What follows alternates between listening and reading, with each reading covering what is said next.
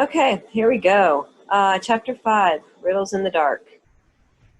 When Bilbo opened his eyes, he wondered if he had, for it was just as dark with them shut. No one was anywhere near him. Just imagine his fright. He could hear nothing, see nothing, and he could feel nothing except the stone of the floor. Very slowly he got up and groped about on all fours till he touched the wall of the tunnel. Neither up nor down could he find anything. Nothing at all. No sign of goblins, no sign of dwarves. His head was swimming, and he was far from certain even of the direction they had been going in when he had his fall. He guessed as well as he could and crawled along for a good way, till suddenly his hand met what felt like a tiny ring of cold metal lying in the floor of the tunnel. It was a turning point in his career, but he did not know it. He put the ring in his pocket almost without thinking. Certainly it did not seem of any particular use at the moment. He did not go much further, but sat down on the cold floor and gave himself up to complete miserableness for a long while. He thought of himself frying bacon and eggs in his own kitchen at home, for he could feel inside that it was high time for some meal or other, but that only made him miserabler. He could not think what to do, nor could he think what had happened, or why he had been left behind, or why, if he'd been left behind, the goblins had not caught him, or even why his head was so sore. The truth was he'd been lying quiet, out of sight and out of mind, in a very dark corner for a very long time. After some time he felt for his pipe. It was not broken, and that was something. Then he felt for his pouch, and there was some tobacco in it, and that was something more. Then he felt for matches, and could not find any at all, and that shattered his hopes completely. Just as well for him, as he agreed when he came to his senses. Goodness knows what the striking of matches and the smell of tobacco would have brought on him out of dark holes in that horrible place. Still, at the moment, he felt very crushed. But in slapping all of his pockets and feeling all round himself for matches, his hand came upon the hilt of his little sword, a little dagger he had got from the trolls, and he had quite forgotten, nor do the goblins seem to have noticed it, as he wore it inside his breeches. Now, as he drew it out, it shone pale and dim before his eyes. Though it is an elvish blade, too, he thought, and the goblins are not very near, and yet not far enough. But somehow he was comforted. It was rather splendid to be wearing a blade made in Gondolin for the goblin wars of which so many songs had sung. And also he had noticed that such weapons make a great impression on goblins that came upon them suddenly. Go back, he thought, no good at all. Go sideways? Impossible. Go forward? Only thing to do, on we go. So up he got, and he trotted along with his little sword held in front of him, and one hand feeling the wall, and his heart all a pitter and a patter. Now certainly Bilbo was in what is called a tight place. But you must remember, it was not quite so tight for him as it would have been for me or for you. Hobbits are not like ordinary people. And after all, if their holes are nice, cheery places properly aired, quite different from the tunnels of the goblins, still they are more used to tunneling than we are, and do not easily lose their sense of direction underground, not when their heads have recovered from being bumped.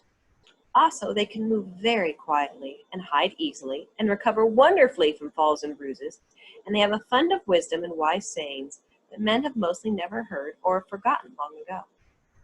I should not like to have been in Mr. Baggins' place all the same. The tunnel seemed to have no end.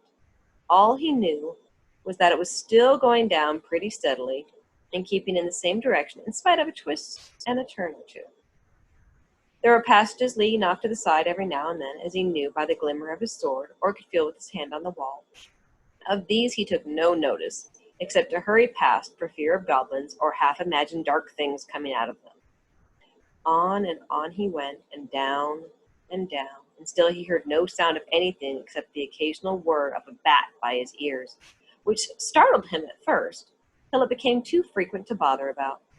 I do not know how long he kept on like this, hating to go on, not daring to stop, on, until he was tireder than tired. It seemed like all the way to tomorrow and over it to the days beyond. Suddenly, without any warning, he trotted splash into water. Ugh!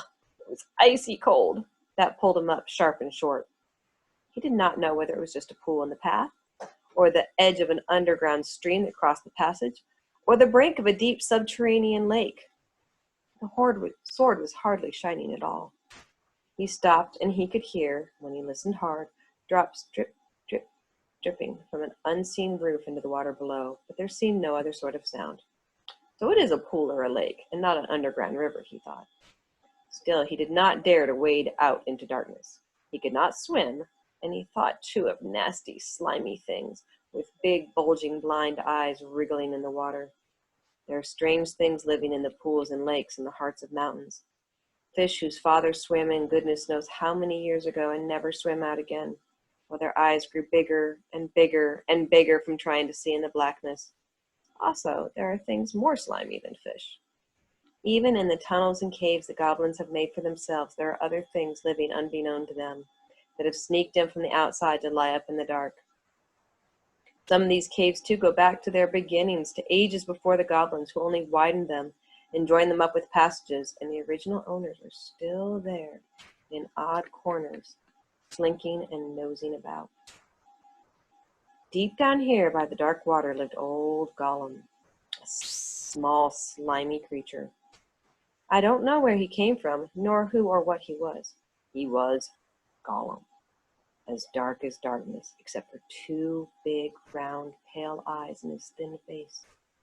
He had a little boat, and he rowed about quite quietly on the lake, for lake it was, wide and deep and deadly cold.